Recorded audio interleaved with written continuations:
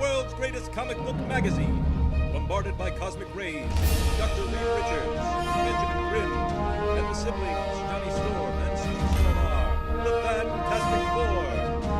Reed Richards, with his tremendous intellect, ability to spread the great light through, Mr. Fantastic. Now to see him now to know. Susan Storm is the versus hero. Out of a volcano, able to bring about reverse gravity. Johnny Storm is the Human Torch. And of course, with the strength of 20 old men, the hard-bodied, rock-skinned, ever-loving, blue-eyed thing. Together, these Fantastic Four use their powers to defend humanity against all foes who threaten the earth. And now, another exciting episode featuring our ancient hero, our mystified narrators as this adventure takes us on a journey into mystery. In the heart of New York City, at the UN building, a meeting of the world's leaders convenes.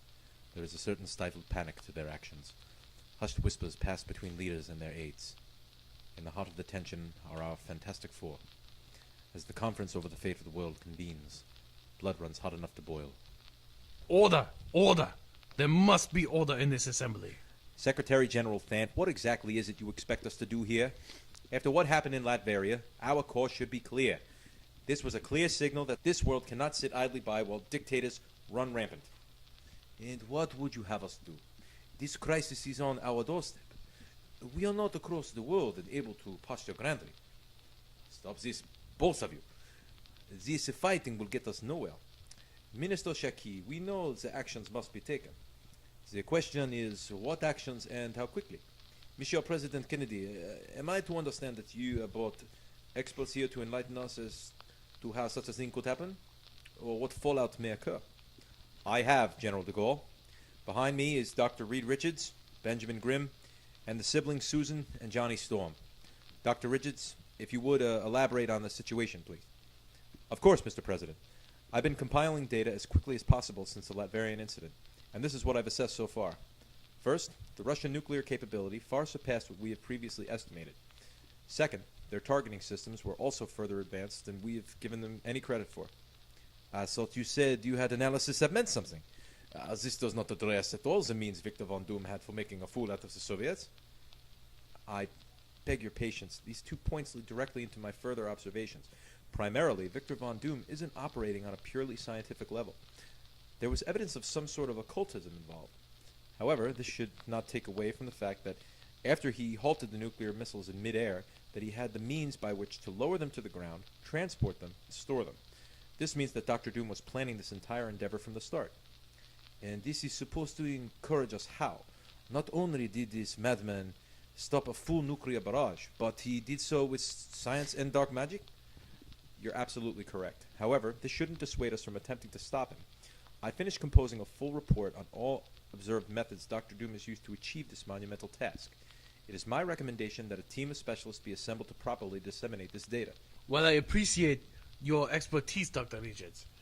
This is beyond the scope of our current organization, particularly as we are missing key members of our Security Council. And what's that supposed to mean? We're supposed to sit on our hands waiting for Russia to remove the egg from their face? I don't think so. We didn't wait for their help before enlisting Captain America or the original Human Torch to our cause. If you ever speak their names again, I will send you to meet them. It's Neymar, the Submariner. Macmillan, a protege of Churchill. He was a putrid man with foul habits. I see the pupil has not strayed far from the master. Hey, Johnny. Why ain't he wearing a shirt? Or pants, for that matter? I don't know, Ben. Why don't you ask him? I don't know about you, kid, but I try not to get too close to guys wearing loincloths. Personally, I wouldn't mind getting a little closer to a man in a loincloth. Why have you come here, Neymar? You have not acknowledged the United Nations before. You have rejected any attempts to contact you. Why now? Why now? The world is imperiled, and all of you sniveling wretches can do is ask why now. I left your company when you proved to be unworthy of my time.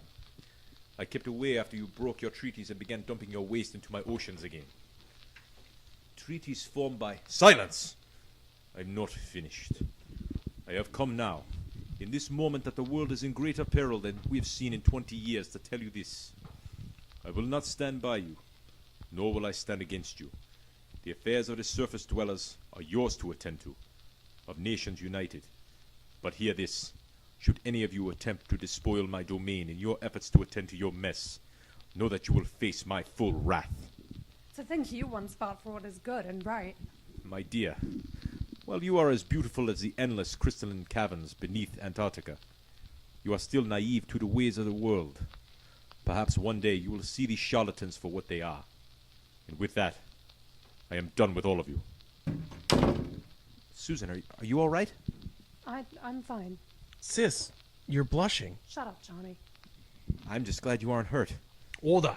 We must have order. This is what I'm talking about. If we wait for others to solve our problems, we won't last long enough for it to matter.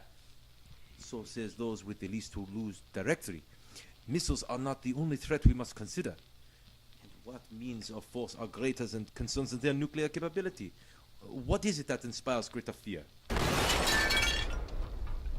There's a hole in the ceiling. What should you fear? Me, for starters, capitalist swine. Tremble before Omega Red. Mr. President! Witness the fate of those who should stand before the Latvian Empire. Hey, Sunshine, you better get your tentacles off the leader of the free world. It's clobbering time! Oi, my head. You wish to do battle with me? Fine. I will finish him later. First, the insolent capitalist stone beast. Stone Beast, you better watch your mouth, pal. I will suck the life from you, whatever you are. What are these tentacles made out of? I can't break them. I'm losing strength. Hang in there, Ben. Those are carbonite. They'll suck the life right out of you. Fight it. Get him now, Ben! Thanks, Susie. You can't leech power through a force field, can you? Well, how about this? Scum, I will snap you in two. Think you can manage that while burning? Flame on! That's it. Push him back that way. Your puny fire cannot stop me. I am the sword of Latveria. Even swords melt when the fire's hot enough. All right, Johnny. Let him up. What is this? Time to tie you up in a neat little bow. Sue, Ben, pin his tentacles down. I'm on it, Reed. He's not going anywhere, Doc. Insolent capitalist swine. Unhand me. What just happened? Can anybody see through the smoke? Something just blew me off of Omega Red. Where did he go? He's missing. There's only a small black box where he was standing. The box is opening. It's a projector. Good day, leaders of the United Nations. I am Victor Von Doom, sovereign ruler of Latveria. You have no doubt been introduced to my messenger, the marvel of Soviet science, Omega Red. I hope he has not treated you too harshly. What is it that you're after, Dr. Doom? Ah, yes, a question of my motives. Is it coming from Prime Minister Macmillan or President Kennedy? No matter. Fear not, little powers of the world. The bosom of Latveria is larger than her size may imply. You are all welcome to join as vassals under the banner of the new Latverian Empire. The Soviet Union hath already come under our protective wings and given us a generous tithe of their atomic arsenal. Those wishing to join with us in the name of a new era of peace will be welcomed with open arms. Those who do not will be removed for the good of all. I expect answers from your respective ambassadors within a week. You have been warned. Sacre bleu. Dr. Richards, thank you for stopping that monster. Most welcome, Mr. President. He wasn't anything Mr. Fantastic couldn't handle. Now, if you and yours will leave us, we have a great deal to discuss and a very small amount of time to do so. Of course, Mr. President. Nothing Mr. Fantastic couldn't handle? What's that about, Reed? Don't worry, Ben. It's nothing. What's nothing? You taking credit for our teamwork? Or you acting smug about it? If you didn't notice, you weren't the only one fighting back there. I noticed. I also noticed who came up with the plan to secure our attacker. Yeah, a plan that did what we was doing already. Sue, you try and talk some sense into him. I don't understand what the problem is. No, Mr. Fantastic, you never do you? You know, you might want to work on that stretching, Reed. I think your head's gotten stuck a little too large. At least I'm not so dense as to misunderstand what the smart people are saying. That does it. I'm leaving. Ben, you'll be back, right? Right? Street. That was uncalled for. He started it, Sue. If he wants to have a temper tantrum, let him. He'll go drink it off at Kelsey's. You are so self-centered. You think you know it all, and you still don't get any of it, do you? What's their problem? Johnny, where are you going? Even I know better than this, Doc. What's wrong with all of them? As Reed Richards is left to ponder the meaning of his now fragmented family, Benjamin Grimm makes a lonely pilgrimage to Kelsey's on Yancey Street. There he hopes to drown his sorrows and for a moment lose sight of the world he has been pulled into. As he pushes inside, trying to ignore the stares, he sees an empty seat at the bar and claims it for his own. Hey, Grim, you see that ball mantle hit? Not even Stretch Fantastic could have grabbed it himself. For God's sakes, Mac. I ain't in the mood.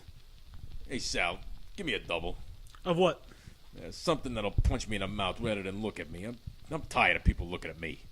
That doesn't sound very fair at all. You sound plenty handsome to me. I guess sounds could be deceiving then. Just look at me. I'd love to, but that's not really in the cards. Don't even want to risk breaking your sunglasses on somebody like me? No, silly, I'm blind. Oh, I'm sorry. I had no idea.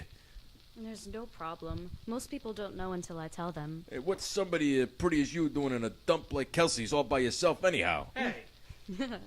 Having lunch. They make a mean burger and even better nachos. Oh, yeah, well, you know, I'm not so hot on Mexican. It makes me gassy. Farty. I'm not very good at this. You're doing fine. What's your name? Ben Grimm. Well, I'm pleased to meet you, Ben. Really? Really. Ben.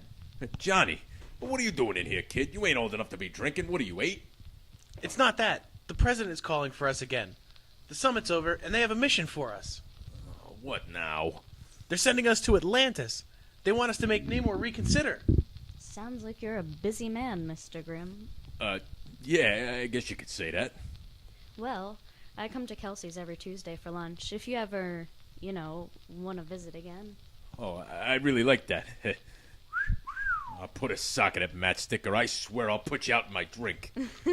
You two should go. It sounds like you're plenty busy. Yeah, I guess we better. I'll be seeing you. Definitely. And with a lightness to his step he hasn't felt in months, Ben Grimm lifts his head high. Yet he has no idea what will be waiting for them under the world's oceans, and what will be waiting for them when and if they return. What strange and marvelous wonders will our heroes discover next?